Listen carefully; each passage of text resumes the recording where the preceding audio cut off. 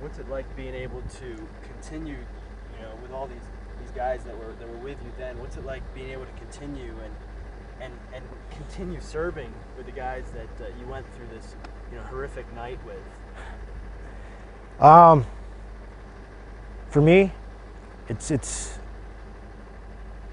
I don't know really, honestly. I think I hold those guys to a lot higher standard. I think they'll say the same thing.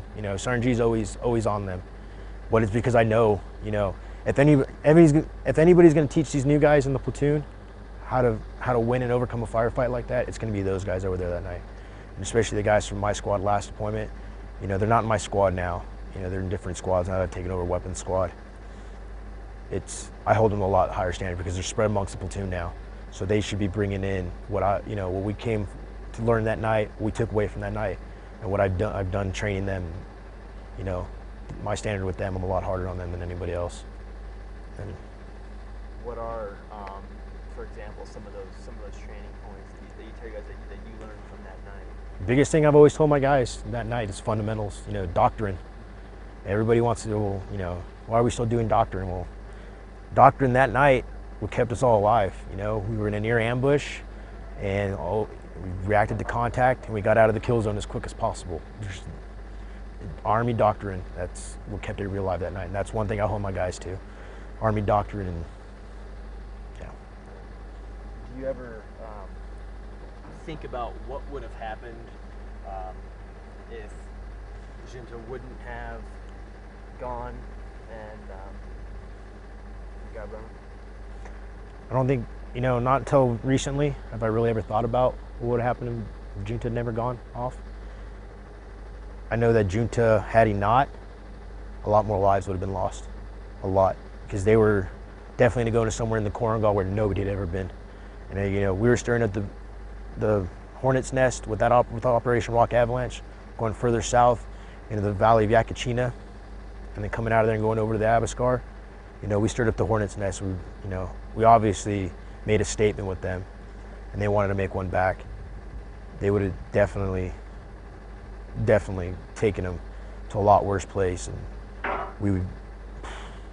a lot more lives would have been lost. We would have been going to places we had no idea even existed, and nooks and crannies looking for people.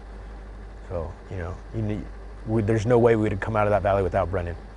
So we would have fought tooth and nail to find his body or find Brennan. And Junta definitely saved a lot more lives that night.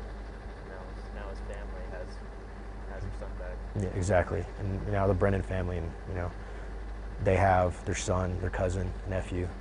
They have him back. They were able to bring him home back to Wisconsin and bury him right by home.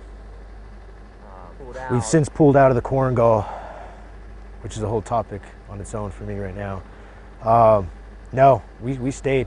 We actually got relieved. We finished up our 15 months there, and I don't remember who came out to replace us. Came out, replaced us, did their thing, and somebody higher, I guess, up until recently, thought we got to get out of the Korengal, which actually, funny thing about that was this platoon was the QRF platoon to go into the Korengal during the pullout if anything bad happened, which was kind of a lot of guys took that personal, like, that's a big kick in the mouth. But, oh man, I'd probably just give him a huge hug and tell him I'm proud of him. I already called him up and told him that, and we'd definitely be going for a beer. Definitely be going for a beer. I could be more proud of Junta. He's handling it so well. And, I know there's been a lot of criticism about why does he deserve it. I'm hoping people finally hear the stories. He saved a lot more lives than one that night. Saved a lot more lives than one that night.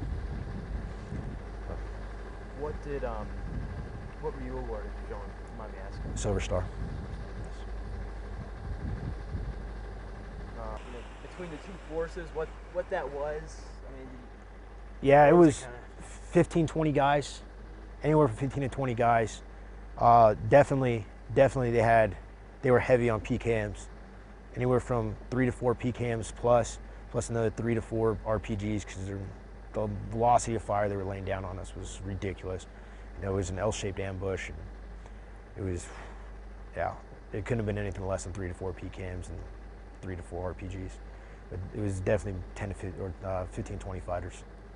Against what, your 6? Right? No, we had about, I believe, in our platoon, about 19, 20 guys, Okay. 25, something Yeah. upwards to that. And then my squad alone was probably fighting anywhere from,